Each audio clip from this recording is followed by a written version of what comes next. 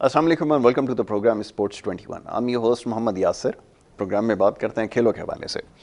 और पिछले प्रोग्राम में बात हो रही थी दौरा न्यूजीलैंड के हवाले से, बड़ी तफसीलन गुफ्तगू हमने की पाकिस्तान की ओवरसीज़ परफॉर्मेंस के हवाले से और टीम सेलेक्शन के हवाले से ख़ास तौर पे बहुत ज़्यादा प्रोग्राम में बात हुई। पिछले अदवार में जितने भी चीफ सेलेक्टर्स रहे, सिलेक्शन के ऊपर सवालात उठते रहे, हर दौर में ऐसा होता रहा। और इस वक्त भी जब दौरा न्यूजीलैंड के लिए टीम सेलेक्ट की जा रही थी, उस वक्त भी बहुत सारे सवालात उठे। बहरहाल नए चीफ सेलेक्टर मोहम्मद वसीम ने चार्ज लिया और चार्ज लेने के साथ ही बड़ी ज़बरदस्त एंट्री उनकी हुई है। और साउथ अफ्रीका की टीम के अगेंस्ट जो पाकिस्तान सीरीज़ खेलेगा, उसके लिए टीम का इंतखाब जो हुआ है यकीनन कमेंडेबल है। और ख़ास तौर पे जिस तरह की प्रेस कॉन्फ्रेंस की गई वो यकीनन काबिल तारीफ़ है। और मोहम्मद वसीम के ऊपर ख़ासी तनकीद हुई थी जब उनका इंतखाब हुआ एज ए चीफ सेलेक्टर, और उसके बाद उन्होंने अपने फ़ैसले से अपना इंतखाब दुरुस्त साबित किया किसी हद तक। और अब देखना यह है कि उनकी सेलेक्ट की हुई टीम किस तरह परफॉर्म करती है। लेकिन एक चीज़ है कि बहुत ज़्यादा हमारे यहाँ हमेशा तनकीद की जाती है, ऐसे परफॉर्मर्स को हमेशा से नज़रअंदाज किया जाता है जो डोमेस्टिक में ख़ास तौर पे अच्छी परफॉर्मेंस देते हैं। लेकिन इस सिलेक्शन की सबसे ख़ास बात ये रही कि इसमें उन तमाम लोगों को मौका दिया गया जिन्होंने डोमेस्टिक क्रिकेट में बेहतरीन कारकर्दगी दिखाई। तो इस हवाले से मुबारकबाद के मुस्तहिक हैं मोहम्मद वसीम कि उन्होंने एक बेहतरीन टीम का इंतखाब किया। बहरहाल इस सिलेक्शन को किस तरह देखा जा रहा है, इस हवाले से गुफ्तगू करेंगे। और ख़ास तौर पे साउथ अफ्रीका जैसी मजबूत टीम के अगेंस्ट क्या जो नए लड़कों का इंतखाब है ये एक अच्छा फ़ैसला हो सकता है। और साथ ही साथ और भी कुछ मामलात हैं जिसके ऊपर आज हमने गुफ्तगू करनी है। बड़े ख़ास मेहमान स्टूडियोज़ में तशरीफ़ फरमाएँ, उनका तारुफ आपसे करवाएंगे और उसके बाद हमारी आज गुफ्तगू जारी रहेगी इन सारे मामलात पर। सबसे पहले खुशामदीद कहूँगा मोअज़्ज़ज़ मेहमान जावेद इकबाल साहब, सीनियर सहाफ़ी हैं, तज्ज़ियाकार हैं और बड़ी गहरी निगाह रखते हैं तमामी खेलों पर, लेकिन क्रिकेट के ऊपर ख़ास तौर पर बड़ी ज़बरदस्त रिपोर्टिंग भी करते हैं और हमें अपडेटेड भी रखते हैं। बहुत शुक्रिया जावेद आपका प्रोग्राम में हमें वक्त देने के लिए। उनके हमरा तशरीफ़ रखते हैं जनाब हमारे अपने असगर अज़ीम साहब। आप देखते रहते हैं हमारे साथ प्रोग्राम्स में मुख्तलिफ और बड़ी खुलकर बात करते हैं, खुलकर तज्जिया भी करते हैं, तबसरा भी करते हैं। और ख़ास तौर पर ये जो सिलेक्शन हुई है इसके ऊपर आज उनसे हमने गुफ्तगू करनी है, तो असगर अज़ीम साहब को भी हम खुशामदीद। बहुत शुक्रिया असगर भाई प्रोग्राम में वक्त देने के लिए। जब साहब गुफ्तगू का आगाज़ आपके साथ कर लेते हैं। मोहम्मद वसीम जब उनका इंतखाब हुआ तो उनकी सिलेक्शन को ही इट्सल्फ बहुत ज़्यादा तनकीद का निशाना बनाया गया, लेकिन क्या जवाब मोहम्मद वसीम ने दिया है? अपनी प्रेस कॉन्फ्रेंस में उन्होंने जो जवाब दिया है ना, लाजवाब किया है सहाफ़ियों को। और मेरे जहन में बहुत सारे सवाल थे। अगर टीम सिलेक्शन 20 रुकनी टीम तो खैर ज़्यादा थी, लेकिन फिर भी जो टीम बना कर वो लाए और जिस कम्प्रहेंसिव अंदाज उन्होंने पेश की, जैसा एक एक चार्ट शीट के ज़रिए से बताया इसकी परफॉर्मेंस है, इतनी तफसीली इतनी मुफस्सिल प्रेस कॉन्फ्रेंस कभी नहीं हुई और कोई चीफ सेलेक्टर इतनी तैयारी से कभी नहीं आया। और कि सहाफ़ियों का कोई सवाल कोई छोड़ा नहीं उसने कि तनकीद कहाँ से करनी है। अब सब परेशान थे कि आज सवाल क्या करना है। अब फिर अगले स्टेप के लिए हमने सवाल छोड़ दिया कि आगे अगर ऐसा हो गया तो फिर क्या होगा, आगे ऐसा हो गया कि लड़के नहीं प्लेइंग 11 में आपके शामिल हुए, 20 उगनी आपने टीम अच्छी सेलेक्ट की है। और सब यही थे कि ताबिश बहुत अरसे से ताबिश खान टीम में नहीं आए थे, उनका सवाल बनता रहा, वो टीम में शामिल आपके हो गए। सऊद फवाद आलम टीम में रख लिया, फवाद आलम टीम में बरकरार हैं। फिर और कुछ लड़के परफॉर्म नहीं करे तो उनको आउट कर दिया। तो सवाल कोई बचा नहीं था। तो ये वसीम ने बहुत ज़बरदस्त खेला है, जितना कभी शायद उन्होंने अपने करियर के दौरान नहीं खेला हो फर्स्ट क्लास या इंटरनेशनल क्रिकेट में। तो वो ज़बरदस्त पहले जो इनिंग थे वो ज़बरदस्त खेली। अब देखते हैं दूसरी इनिंग, यानी पहला टेस्ट होता है। आखिर वो उन्होंने खुद भी कहा कि अब प्लेइंग 11 मेरी जिम्मेदारी नहीं, कप्तान कोच उनकी मर्ज़ी से बनती है। लेकिन वो मैंने उनसे सवाल यही किया था कि आखिरी मेरा सवाल था कि अगर आपकी मेरिट पे बनी हुई टीम और बहुत अच्छी टीम बनाई है, जिसका लोग बहुत अच्छे से कहे ताबिश बड़ी ज़बरदस्त बॉलिंग कर रहा है, कई सालों से टॉप परफॉर्मर है, बहुत फॉर्म में आप बंदा होता है, उसको आप लेते नहीं, फिर उसका टाइम निकल जाता है, फिर वो ऐसा ही उसका वक्त निकल जाता है। तो उन्होंने कहा ले लिया उसको, अब नहीं खेले तो उन्होंने कहा मैं फिर एतराज़ करूँगा अगर नहीं हुआ मेरे लड़के टीम में प्लेइंग 11 में शामिल नहीं, क्योंकि चीफ सेलेक्टर यही कर सकता है कि लेकिन कि आपने टीम बना के दी और वहाँ उसको खिलाया जाए, मौका मिले। मौका नहीं मिलेगा तो वो लड़का फिर बेंच पे बैठ कर ही अपना एक सीरीज़ निकालेगा, फिर 2-3 करके उसका टाइम निकल जाएगा। फिर जैसे कई लड़के इस सीरीज़ में भी अब मंजर से गायब हो गए। तो अगर ऐसे ही होता रहा तो, लेकिन प्रेस कॉन्फ्रेंस तफसीली थी, मुफस्सिल थी और अच्छी टीम जो एक अवेलेबल टीम थी, बेस्ट खिलाड़ी, बेस्ट कॉम्बिनेशन बना के वो उन्होंने पेश किया, जिसके लिए साथियों के लिए सवाल यकीन करो कोई बचा नहीं, हम लोग सब लाजवाब। बिल्कुल ठीक है। असगर अज़ीम साहब फरमाइए, आपकी क्या राय है, आपका क्या ख्याल है, क्या वाक़तन ऐसा हुआ जैसे जावेद साहब फरमा रहे हैं कि हमारे पास कोई सवाल बाकी नहीं रहा? आप मुतमईन नज़र आए सिलेक्शन से? देखिए सिलेक्शन से मुतमईन न होने वाली तो कोई चीज़ नज़र ना आई। ठीक है, डबिंग एंट्री है, मैराथन रेस है, डेब्यू टेस्ट में डेब्यू वाला काम हुआ है कि खुद भी नए हैं और 9 प्लेयर भी नए लेकर आए। वो क्या अच्छी बात है। तो उसमें हमने ये देखना है कि जो एक मुतालबा समझ लें, ख्वाहिश समझ लें, या the right way for selection, वो समझ लें आप कि वो होता है डोमेस्टिक के परफॉर्मर्स को इज्जत देना, बिल्कुल सही है, उनको उनकी मेहनत का सिला देना। तो कम से कम मैं तो पहली बार देख रहा हूँ कि इतनी बड़ी तादाद में डोमेस्टिक के परफॉर्मर को जो है वो प्रायोरिटी देके ऊपर लाया गया, और 4 से 5 प्लेयरों को जो है वो बैड परफॉर्मेंस पे जो बैकफुट पे जाना पड़ा। और बाकायदा सबसे अच्छी बात ये थी जो मुझे पता है, जो मेरे ज़राए बताते हैं कि बाकायदा जिन्हें ड्रॉप किया गया उन्हें चीफ सिलेक्टर ने फ़ोन करके ड्रॉप होने की वजह भी बताई, उन्हें नेक्स्ट उन्हें करना क्या है ये भी कहा, और 2 टोक मैसेज भी दिया कि अगर डोमेस्टिक नहीं खेलोगे, डोमेस्टिक में परफॉर्मेंस नहीं दोगे तो सिलेक्शन के लिए दस्तयाब नहीं होंगे।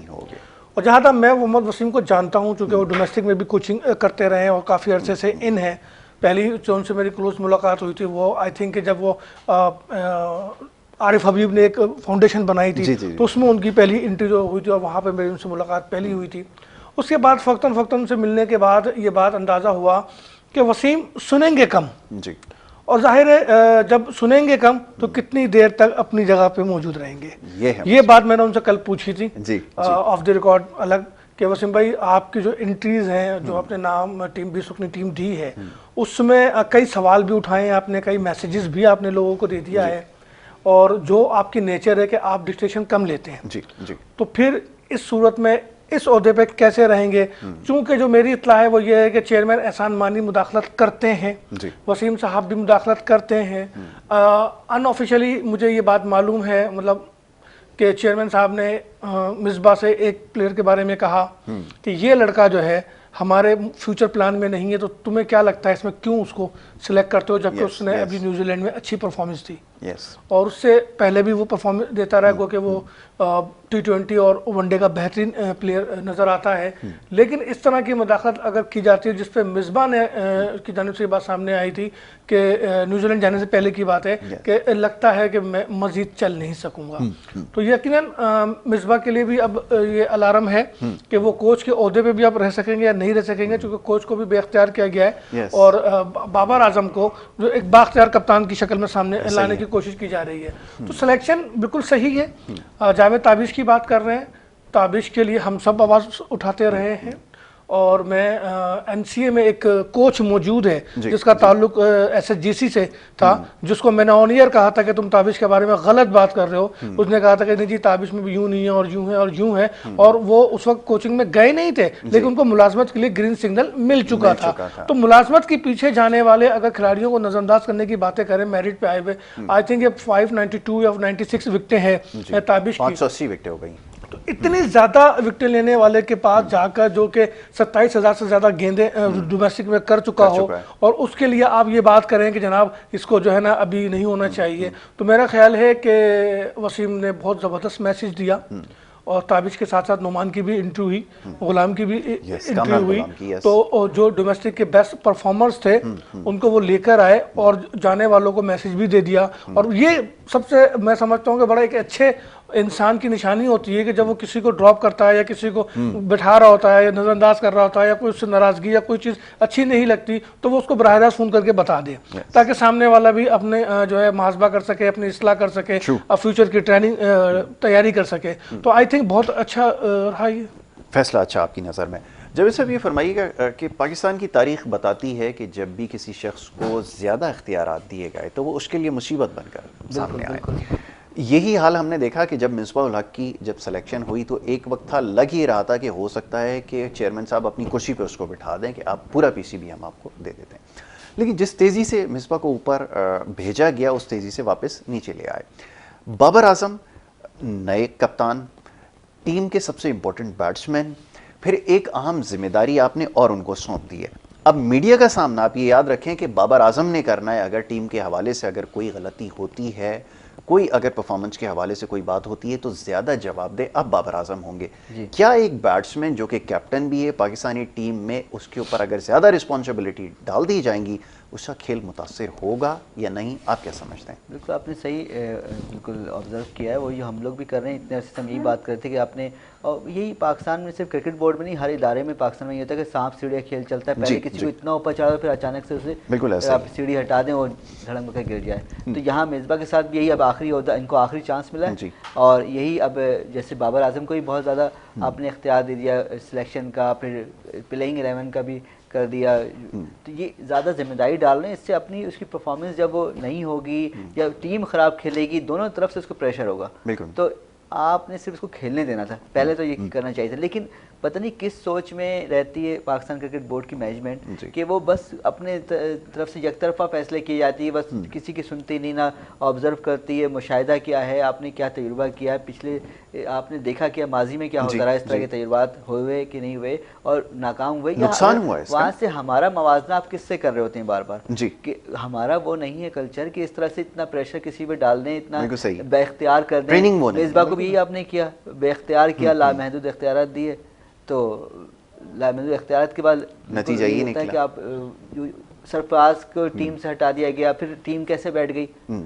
बिल्कुल वकार को आप लाए, वकार की वजह से आमिर ने फिर शिकायत की कि मुझे करियर मेरा ख़राब हो गया, मैं टीम से अलग हो गया, अब नहीं खेलेंगे, रिटायरमेंट ले ली। अभी आगे कहीं बाबर आजम जो एक बहुत ज़बरदस्त फॉर्म में खेला है, अभी तो चलें बैड लग रही कि न्यूजीलैंड में टेस्ट नहीं खेल पाए एक इंजरी की वजह से, लेकिन आगे आपने उसको खिलाना है तो उसको सुकून से खेलने दें, तंग ना करें उसको प्रेशर डालकर। प्रेशर डाल के खिलाड़ी को आप तंग कर रहे हैं, आप उसको अपना काम करने दें, जो क़यादत की जिम्मेदारी वो किसी और के ऊपर थी उसी हुए रहने देते, बजाय कि आप छेड़छाड़ करें टीम में।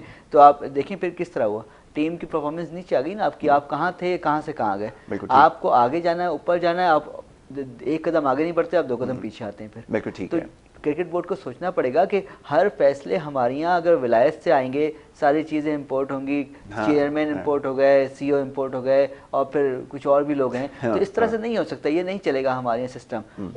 फैसला करने के लिए यहाँ के मिजाज देखें, यहाँ का क्या माहौल है, ऐसा ही है, आप ज़बरदस्ती फैसले नहीं ला सकते। बिल्कुल ठीक है।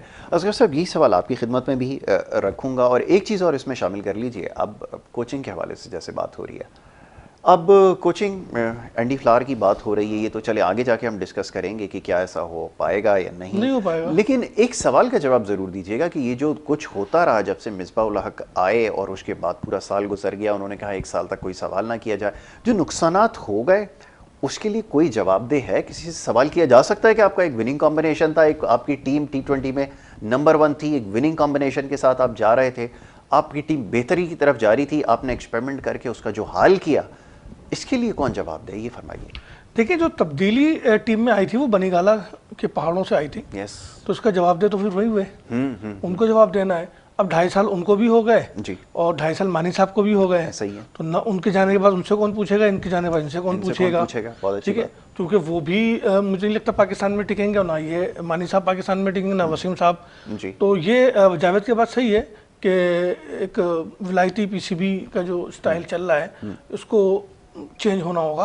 और जहाँ तक जवाबदेही वाली बात है, तो देखें यासिर, हम तो पिछले 2-2.5 साल से ये बात कर ही रहे हैं, जब से सिस्टम भी चेंज किया गया डोमेस्टिक का भी, कि जवाबदेह है कौन। जवाबदेह यहाँ कोई नज़र नहीं आता, क्योंकि आपको पता पाकिस्तान में जो सिस्टम है वो यही है कि अपना काम करो, घर चले जाओ, उसके बाद किसी ने नहीं पूछना। और PCB में तो ये चीज़ें होती रही हैं।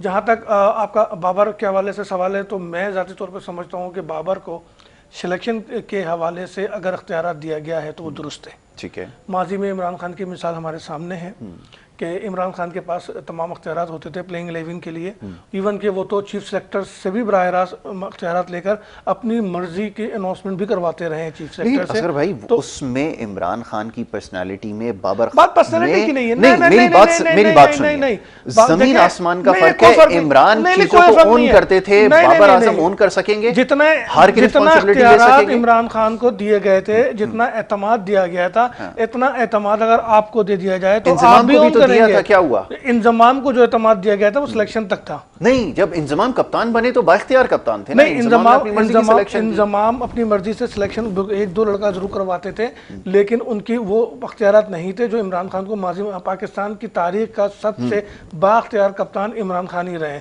और उसकी वजह सीधी सी बात है कि उस दौर में भी बोर्ड में उनके पास अपने लोग मौजूद थे और आज भी बोर्ड में उनके अपने लोग मौजूद हैं। तो इमरान जो है वो एक बाख्तियार कप्तान था। अगर हम बाबर को ये देते हैं तो कम से कम रिस्पॉन्सिबिलिटी प्लेइंग 11 पे तो आएगी कि भाई ये कप्तान है, इसने टीम प्लेयर खिलाए हैं, अब यही जवाब दे होगा, कोच इधर उधर की नहीं हाँकेगा। वरना होता क्या था कि कप्तान जो है वो कोच पे डाल देता था, कोच जो है वो आगे किसी कहीं डाइवर्ट करता था, कुछ नहीं तो कोरोना पे डाल दिया गया। अब आप मुझे बताएंगे इंग्लैंड में जो प्रेस कॉन्फ्रेंस हुई थी मैचेस के बाद, उसमें जो मुश्ताक अहमद की प्रेस कॉन्फ्रेंस थी, उसने किसको कसूरवार ठहराया था? वेदर को। जी जी, उसने कहा जी वेदर की वजह से ऐसा हो गया, पिच ने यूं किया, पिच ने वो किया, पिच ने ऐसा किया। तो भाई तुम वहां किस लिए थे? वहां तो बॉलर नाकाम हुआ, स्पिनर भी नाकाम हुआ हमारा। तो ये चीजें फिर जब खत्म होंगी तो कम से कम एक मिसाल नहीं कायम होगी कि कप्तान रिस्पॉन्सिबल है। और फिर डोमेस्टिक सीजन है, पहला असाइनमेंट है उसका, और अपने ही मुल्क में अगर वो इस इख्तियार के साथ खेलेगा तो मुझे उम्मीद है कि पाकिस्तान बेहतर रिजल्ट दे सकेगा। क्योंकि 14 साल कबल जब साउथ अफ्रीका की टीम आई थी तो हम वो सीरीज जीत कर गई थी और हम वो सीरीज वो हारे थे। तो बेहतर हो सकता है कि इस बार हम अपना रिकॉर्ड बेहतर करें। और लेकिन बाबर के साथ एक इशू और है, वो है आउटफील्ड की। आउट ऑफ द फील्ड उसके साथ जो इशू चल रहे हैं उसको उस प्रेशर से निकलना होगा अगर यकसुई के साथ जो है वो अपने पाकिस्तान टीम पे तवज्जो देना चाहता है। ठीक है, ये जी जावेद, यही आपके लिए भी सवाल है। बाबर आजम को जैसे बता रहे हैं ना कि इमरान खान को पूरे इख्तियार। अच्छा जावेद, एक चीज का जवाब इसमें शामिल कर लीजिए। उस जमाने में शायद मीडिया इतना स्ट्रांग नहीं था जिस तरह सवालात आज होते हैं, क्योंकि चीफ सेलेक्टर को आज हर चीज की एक्सप्लेनेशन देनी पड़ती है। शायद उस जमाने में इतना ना हो, तो सिनेरियो तो ऑल टुगेदर डिफरेंट है उस वक्त के मुकाबले में। आज का जमीन आसमान का हमारे ज्यादा जवाब दें। देखिए, और दूसरा है कि जैसे बाबर का इन्होंने बोला कि इमरान खान को बहुत ज़्यादा इख्तियार दिया, अच्छा रिजल्ट आया, लेकिन इमरान खान के पास था कौन? उसके साथ कौन था? स्टार्स थे इस टीम में। कौन? इमरान खान के साथ जावेद मिराज थे, सलीम मलिक थे, वसीम अकरम और अब्दुल कादिर, सलीम यूसुफ, एक बड़े नाम थे जो बहुत उस वक्त मजबूत खिलाड़ी थे। यहाँ ऐसा कोई बड़े नाम नहीं। अगर सरफराज हैं, अगर हफीज़ को भी आप टीम से आउट कर रहे हैं, टेस्ट अगर नहीं खेल रहे हो, तो आपके पास बचा कौन? शोएब मलिक भी अभी टेस्ट स्क्वाड में नहीं है, हफीज़ भी नहीं है, तो आपके पास स्टार्स नहीं है। आपके पास कोई बहुत ज़बरदस्त फास्ट बॉलर नहीं है, आपके पास कोई बहुत ज़बरदस्त बैट्समैन नहीं है, इतना स्ट्रॉन्ग बैट्समैन नहीं। अजहर अली कभी चल रहे हैं, कभी नहीं चल रहे, तो ये मीडियोकर्स हैं आपके ख्याल में? कोई एक्स्ट्राऑर्डिनरी? हाँ, ऐसा ही, इस तरह से नहीं चलती टीम। इमरान खान के पास बहुत जबरदस्त खिलाड़ी थे।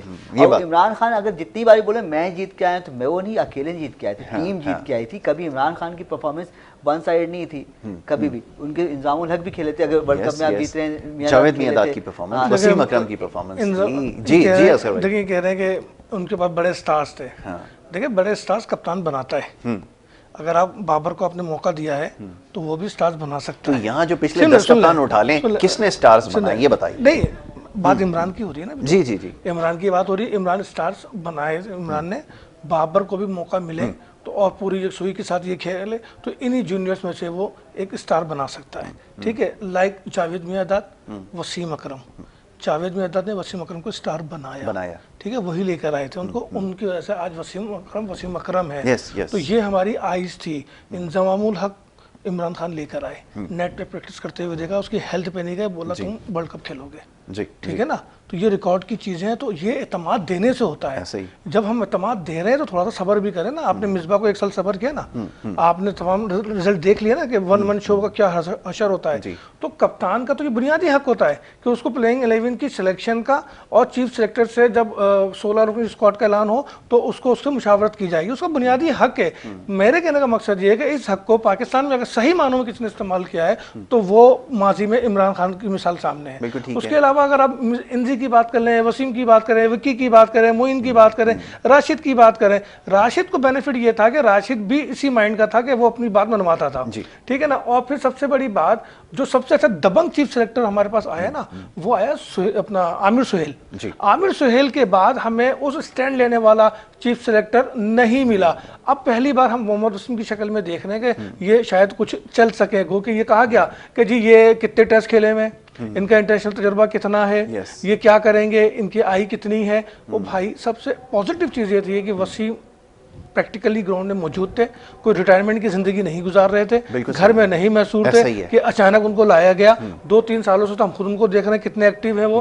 तो मेरा ख्याल है कि अब पाकिस्तान टीम को मेरा ख्याल है राइट वे नजर आ रहा है, उसको इस पर चलना चाहिए। बस पीसीबी इतना और करे कि जितनी जल्दी हो सके क्लब क्रिकेट शुरू कर दे। ठीक है जी, ये बॉटम लाइन है। जैसे असगर भाई ने कहा कि अगर क्रिकेट को बेहतर करना है तो जो माजी में गलत फैसले किए गए, जिनके ऊपर खासी तनकीद की जाती है आज भी, उन फैसलों को वापस लेने की ज़रूरत है, या हरफ आम में कह लीजिए कि यू टर्न लेने की ज़रूरत है। तो बहरहाल ये एक ऐसा टॉपिक है या ऐसा वो बन चुका है कि जिसके ऊपर बात करना इस वक्त थोड़ी सी गैर मुनासिब लगती है, लेकिन बहरहाल जी बात ज़रूर करेंगे। एक छोटी सी ब्रेक की तरफ जा रहे हैं, ब्रेक से जब वापस आएंगे तो सिलसिला जारी रहेगा। आप देखते रहें स्पोर्ट्स 21।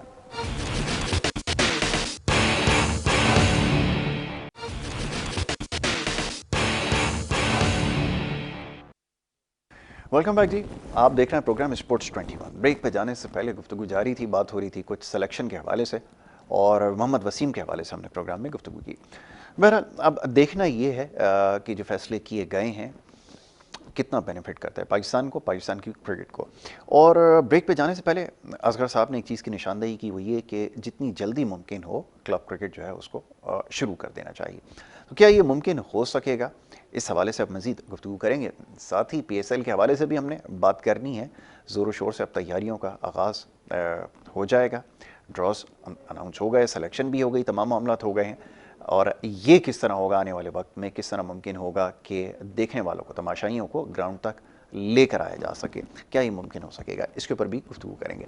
असगर भाई ने ब्रेक पे जाने से पहले एक बड़ा अहम और बहुत ही एक हसास मौजू इस वक्त बन चुका है कि क्लब क्रिकेट को दोबारा शुरू किया जाए, डिपार्टमेंटल क्रिकेट को रिवाइव किया जाए। क्या ये आपके ख्याल में वक्त आ गया है?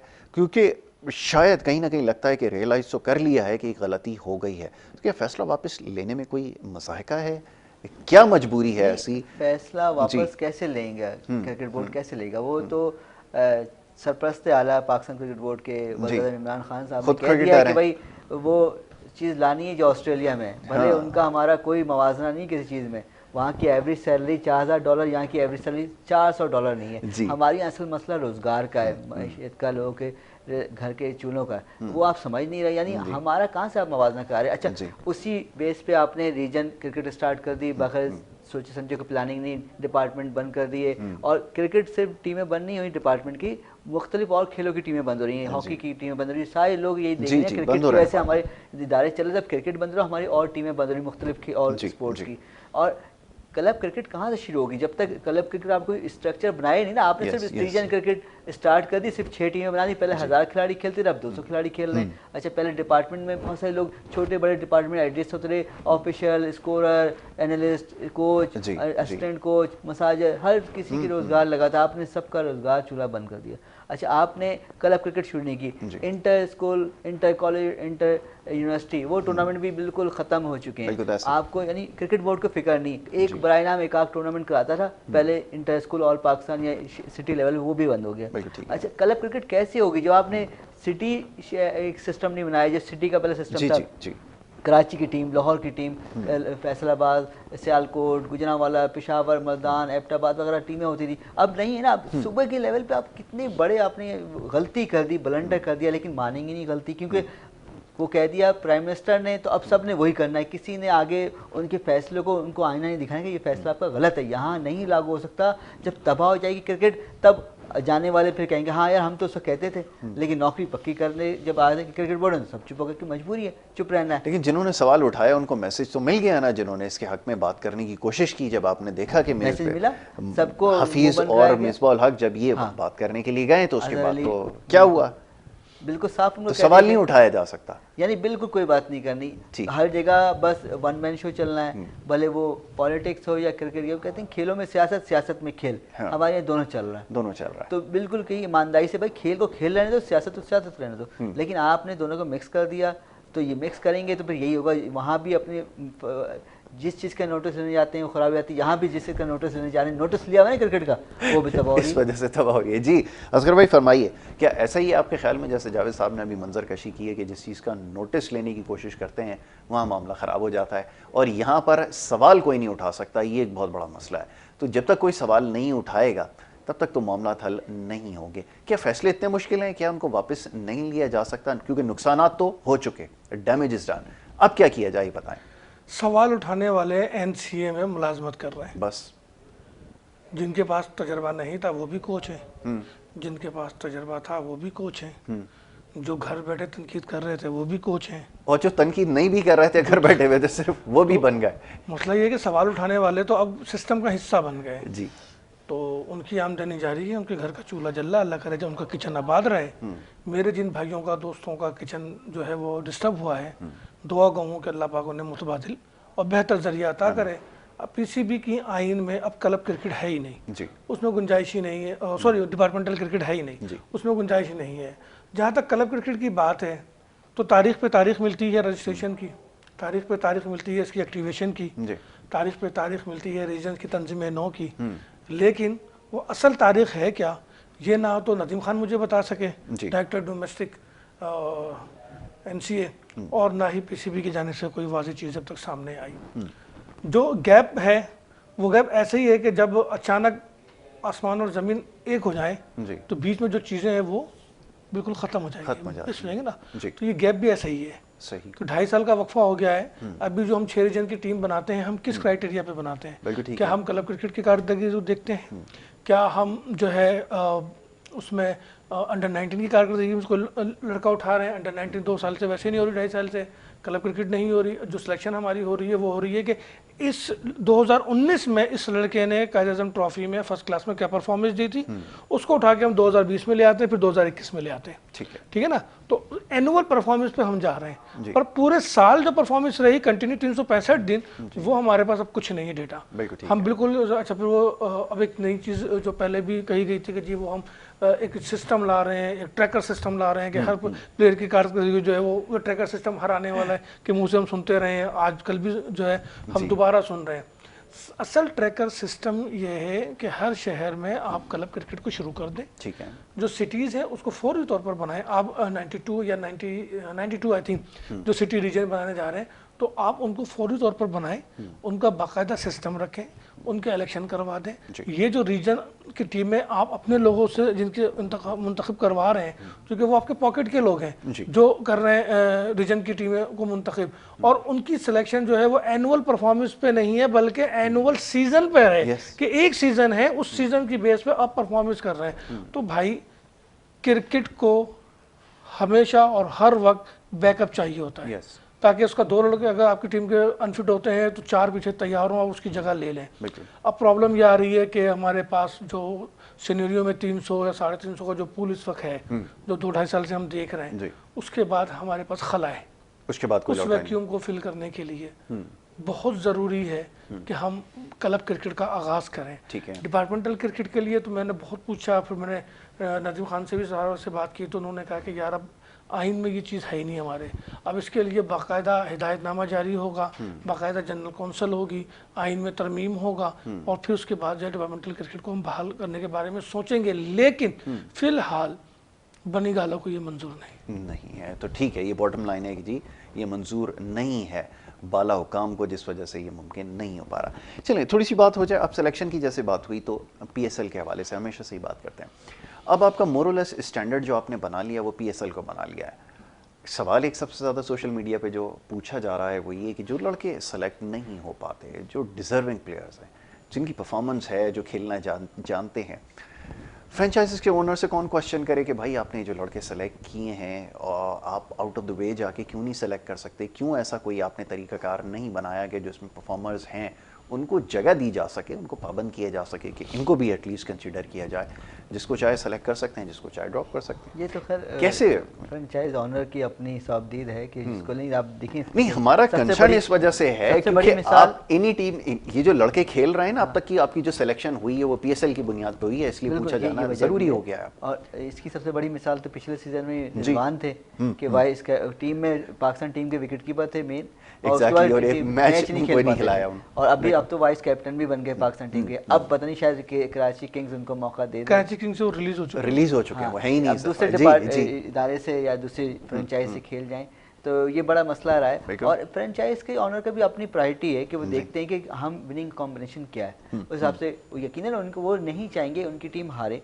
वो अब उनको कोई ज़बरदस्ती पाबंद तो नहीं कर सकता ये, बल्कि सीएम मुख्तलिफ सूबों को भी कहते हैं कि हम फलां हमारे सूबे से फलां नहीं खेला, या बलूचिस्तान के लोगों को बहुत रिजर्वेशन रहती है। आपकी तो बात हुई है चीफ मिनिस्टर बलूचिस्तान से, सीएम ने वहाँ बोला हमारे सूबे का एक लड़का नहीं खेलता, हमारे यहाँ मैच नहीं खेलते, कम से कम एक लड़का तो खिलाओ हमारा। एग्जैक्टली, काफी नाला थे, मैंने देखा था की वजह से वो बड़ी उन्होंने नाराजगी का इजहार किया। लेकिन ऑनर जो है फ्रेंचाइज ऑनर वो अपनी प्रायोरिटी देखता है, टीम कॉम्बिनेशन क्या बनेगा। ठीक है जावेद, वक्त खत्म हो गया है। वन लास्ट वर्ड असगर भाई से मैं ले लेता हूँ, ये कुछ कहना चाहते हैं PSL के हवाले से, जो सवाल मैंने इनके सामने रखा है? देखिए सबसे बड़ी बात तो ये है कि जो खिलाड़ियों की इंतखाब होता है वो लिस्ट जो है वो PCB प्रोवाइड करता है, उसकी टीम वो लिस्ट बनाती है, वो प्रोवाइड करती है, उसी में से इनको अपने प्लेयर लेने होते हैं। और जो इमर्जिंग कैटेगरीज में है तो वहाँ पर मैं समझता हूँ कि अगर फ्रेंचाइजर चाहे तो अपनी बात कर सकते हैं। ठीक है असगर भाई, thank you so very much, बहुत शुक्रिया। जावेद आपका बहुत शुक्रिया, आपने प्रोग्राम में हमें वक्त दिया, हमारे साथ गुफ्तगू की। और ये हमारी आज जो मौजूद गुफ्तगू था वो सिलेक्शन के हवाले से था, और मोहम्मद वसीम की जो इस वक्त परफॉर्मेंस है उसके ऊपर हमने आज प्रोग्राम में गुफ्तगू की है। बहरहाल उम्मीद करते हैं कि आने वाला वक्त पाकिस्तान क्रिकेट के लिए अच्छा साबित हो, और जो फैसले किए जा रहे हैं, जैसे हमने देखा कि मोहम्मद वसीम ने टीम की सिलेक्शन की, जो अच्छे फैसले होते हैं उनको यकीनन सराहा जाता है। तो इस तरह और जो दीगर फैसले हैं उन पर नजरसानी की ज़रूरत है। इसी बात के साथ प्रोग्राम का खत्म। नेक्स्ट टाइम इसी प्रोग्राम में इंशाल्लाह आपसे दोबारा मुलाकात होगी। मोहम्मद यासर को और हमारी टीम को दीजिए इजाज़त। अल्लाह निगहबान।